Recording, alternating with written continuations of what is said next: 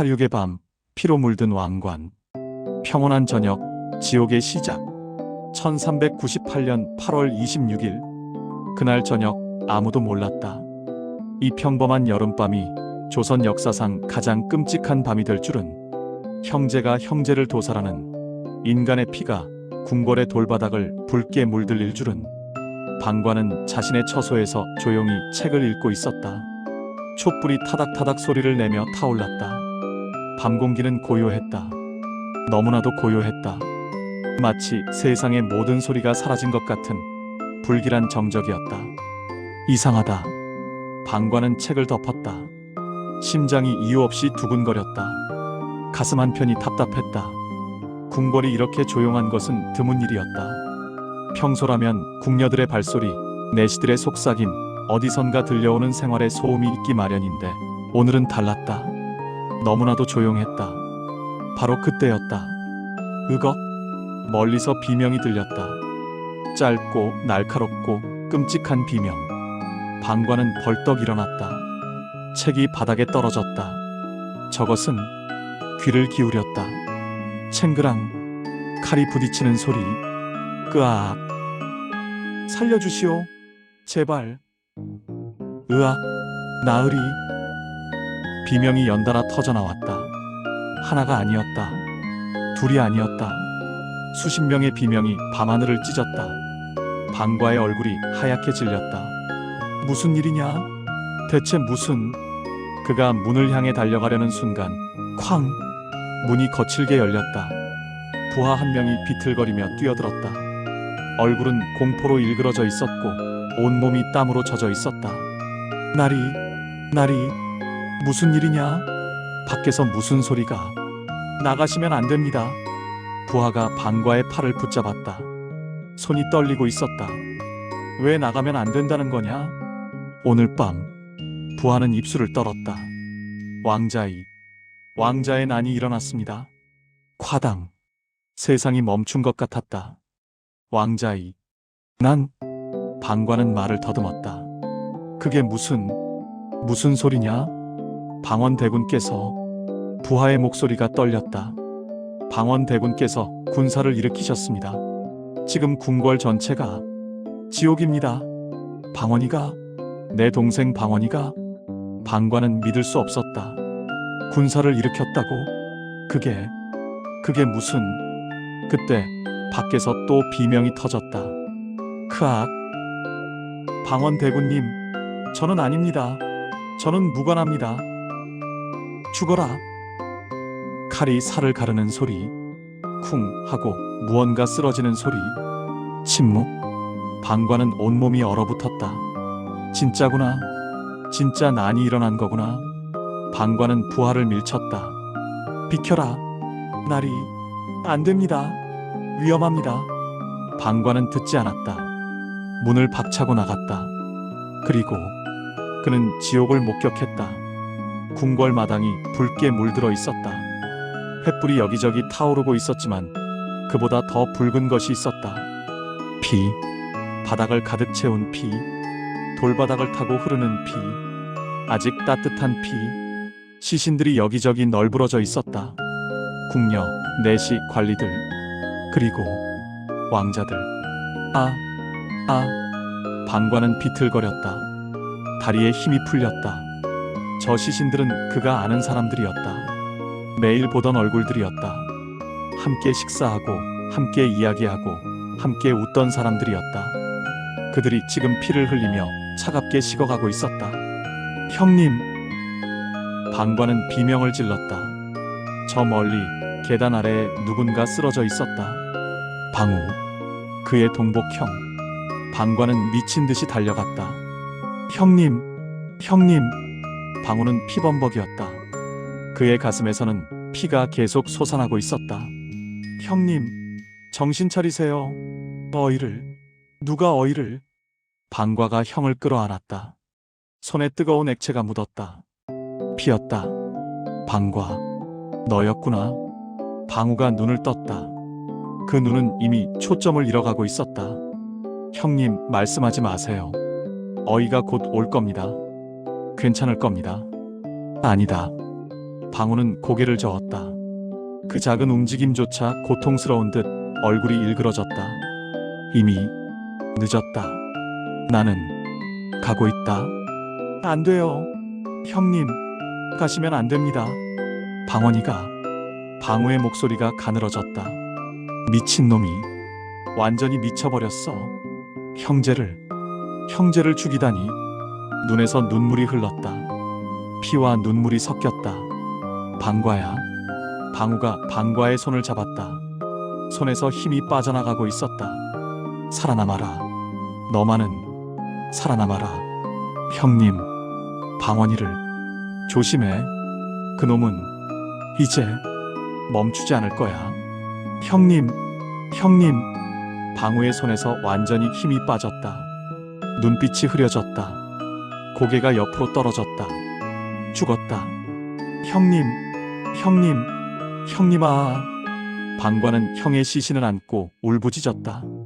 하늘이 무너지는 것 같았다. 이 사람은 자신의 형이었다. 같은 어머니 뱃속에서 나온 피를 나눈 형이었다. 어릴 때 자신을 돌봐주던 형이었다. 자신이 넘어지면 일으켜 세워주던 형이었다. 그 형이 지금 자신의 품에서 차갑게 식어가고 있었다. 형님. 뒤에서 차가운 목소리가 들렸다. 방과는 온몸이 얼어붙었다. 그 목소리를 알았다. 너무나도 잘 알았다. 천천히 고개를 돌렸다. 방원이 서 있었다. 달빛 아래 그는 악마처럼 보였다. 아니, 악마였다. 갑옷은 피로 물들어 있었다. 얼굴에도 피가 튀어 있었다. 손에 든 칼에서는 아직도 피가 뚝뚝 떨어지고 있었다. 형제들의 피, 무고한 사람들의 피. 그 피를 뒤집어 쓰고 방원은 서 있었다. 그리고 그의 눈빛은 차갑고 냉정하고 흔들림이 없었다. 후회도 죄책감도 슬픔도 없었다. 오직 결의만이 있었다. 방과의 목소리가 떨렸다. 내가 이런 짓을, 우리 형제들을. 방원은 무표정했다. 형님, 일어나십시오. 일어나라고? 방과는 믿을 수 없다는 표정으로 방원을 쳐다보았다. 방석이는 어디 있냐? 15살짜리 막내가. 방번이는. 방원은 여전히 무표정했다. 죽었습니다. 뭐라고? 모두 죽었습니다.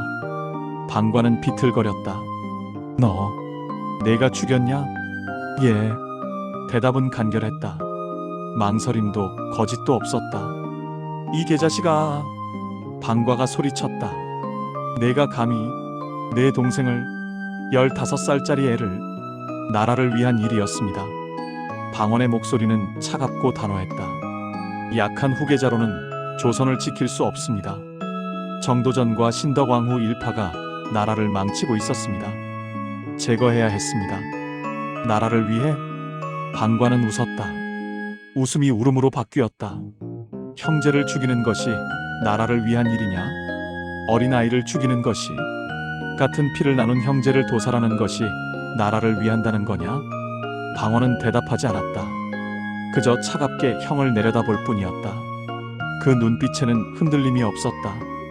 필요하다면 다시 할 수 있다는 눈빛, 필요하다면 더 죽일 수도 있다는 눈빛. 방원이 한 걸음 다가왔다. 방과는 본능적으로 뒤로 물러났다. 창! 방원의 칼이 번쩍였다. 칼을 들어 방과를 가리켰다. 칼끝이 방과의 목을 향했다. 달빛에 반사된 칼날은 섬뜩하리만치 아름다웠다. 방과는 숨이 멎었다. 이제 내 차례인가? 온몸이 얼어붙었다. 움직일 수 없었다. 다리가 말을 듣지 않았다. 방원의 눈을 똑바로 바라보았다. 그 눈에는 망설임이 없었다. 형제라는 것, 함께 자란 사이라는 것, 그 어떤 것도 저 눈을 흔들지 못했다. 필요하다면 자신도 벤다. 그 냉혹한 결의가 눈빛에 담겨 있었다. 나는 죽는구나. 방과는 눈을 감았다. 형방우처럼, 동생들처럼 자신도 이 밤에 죽는구나. 차라리 그게 나을지도 모른다. 이런 지옥 같은 세상에서 살아남는 것보다. 하지만 칼은 내려오지 않았다. 1초, 2초, 3초. 천천히 눈을 떴다. 방언이 칼을 내리고 있었다. 형님은 다릅니다. 뭐라고? 형님은 죽으면 안 됩니다. 방언이 말했다. 형님은 세자가 되셔야 합니다. 세자. 그 말이 귓속으로 파고들었다. 방과는 믿을 수 없었다. 세자? 나를 세자로? 그렇습니다. 말도 안 돼. 방과가 소리쳤다. 나는 원치 않는다. 나는 세자가 되기 싫다. 형제들의 피 위에 서고 싶지 않다. 형님. 방언의 목소리가 낮아졌다. 한 걸음 더 다가왔다. 방과의 어깨를 움켜쥐었다. 소나기에 힘이 들어갔다. 아팠다. 선택의 여지가 없습니다. 방언아, 아버지께서도 원하십니다. 둘째 형님이 세자가 되기를. 나는 싫다고 했다. 방과가 몸부림쳤다. 하지만 방언의 소나기는 단단했다. 그리고 방언의 눈빛이 더욱 차갑게 변했다. 얼음장처럼, 죽음처럼. 형님이 거부하시면 형님도 오늘 밤 여기서 끝입니다. 세상이 멈췄다. 그 순간 방과는 깨달았다. 이것은 제안이 아니었다. 협박이었다. 명령이었다. 최후 통첩이었다. 세자가 되거나 죽거나, 왕관을 쓰거나 무덤에 들어가거나, 둘 중 하나. 선택권은 없었다. 방과는 떨렸다. 온몸이 떨렸다. 이가 부딪혔다. 심장이 미친 듯이 뛰었다. 나는 어떡하지? 주변을 둘러보았다. 형방우의 시신, 멀리 보이는 다른 형제들의 시신들, 피로 물든 궁궐, 그리고 칼을 든 방언. 살고 싶었다. 비겁했지만 그는 살고 싶었다. 죽고 싶지 않았다. 형제들처럼 차갑게 식은 시체가 되고 싶지 않았다. 나는 목소리가 떨렸다. 나는 방언의 손이 다시 칼자루로 갔다. 형님의 선택을 기다리겠습니다. 선택. 그것은 선택이 아니었다. 하지만 대답해야 했다. 알았다. 방과는 고개를 숙였다. 패배자처럼, 항복하는 병사처럼. 나는 세자가 되겠다. 방언의 입가에 미소가 스쳤다. 차갑고 승리에 찬 미소. 현명한 선택이십니다, 형님. 그날 밤 방과는 세자가 되었다. 하지만 그것은 승리가 아니었다. 패배였다. 그날 밤 이후 방과는 달라졌다. 세자가 되었지만 기쁘지 않았다. 매일 밤 악몽에 시달렸다. 똑같은 악몽. 꿈속에서 죽은 형제들이 나타났다. 방우, 방번, 방석. 그들은 피투성이 모습으로 방과를 바라보았다. 형님. 방석의 목소리. 15살에 죽은 막내 동생. 형님은 왜 우리를 지켜주지 않았어요? 나는 몰랐다. 정말 몰랐다. 아니에요. 방번이 나타났다. 형님은 알았어요. 방언이 형이 뭔가 꾸미고 있다는 거. 하지만 모른 척했죠. 왜냐하면 살고 싶었으니까. 방석이 말을 이었다. 형님도 살고 싶었죠. 그래서 우리를 버렸어요. 아니다. 나는 그런 게 아니야. 너는 우리의 죽음 위에 서 있구나. 맨 처음 죽은 방우가 나타났다. 손가락으로 방과를 가리켰다. 그 손가락에서는 피가 뚝뚝 떨어졌다. 형제들의 피를 밟고 세자가 되었구나. 형님. 나는 원하지 않았어. 하지만 너는 살아남았다. 세 형제가 일제히 말했다. 목소리가 겹쳐 울려 퍼졌다. 그것이 내 죄다. 아. 방과는 비명을 지르며 잠에서 깼다. 온몸이 땀으로 흠뻑 젖어 있었다. 심장이 터질 것처럼 뛰었다. 숨을 몰아쉬었다. 또 그 꿈을. 옆에서 아내 김씨가 남편을 안아주었다.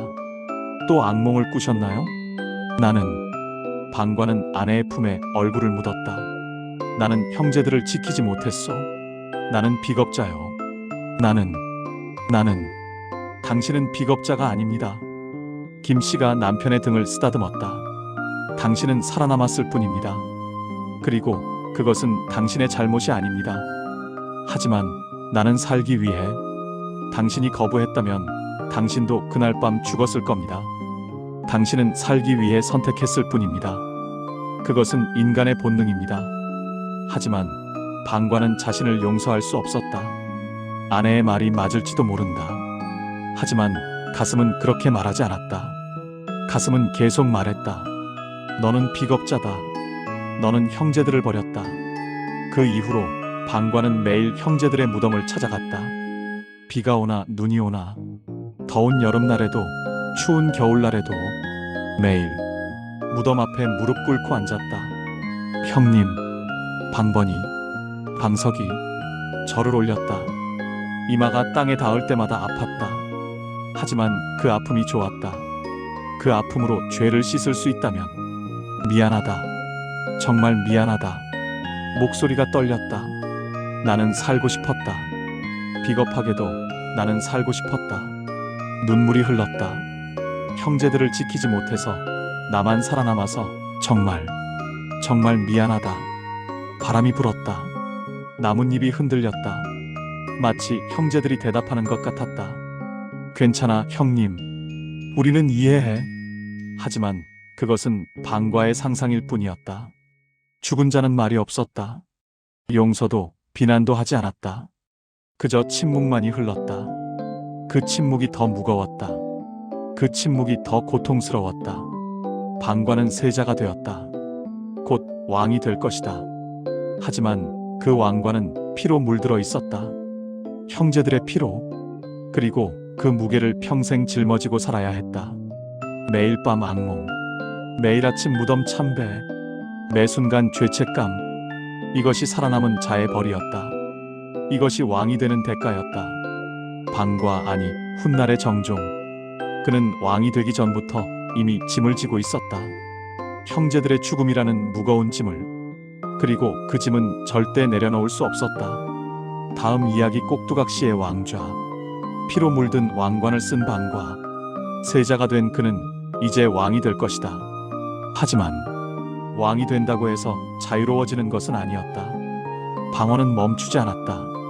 형제들을 죽인 후에도 그의 칼날은 계속되었다. 이번에는 신덕왕후, 방석의 어머니, 아버지 이성계가 사랑했던 왕비.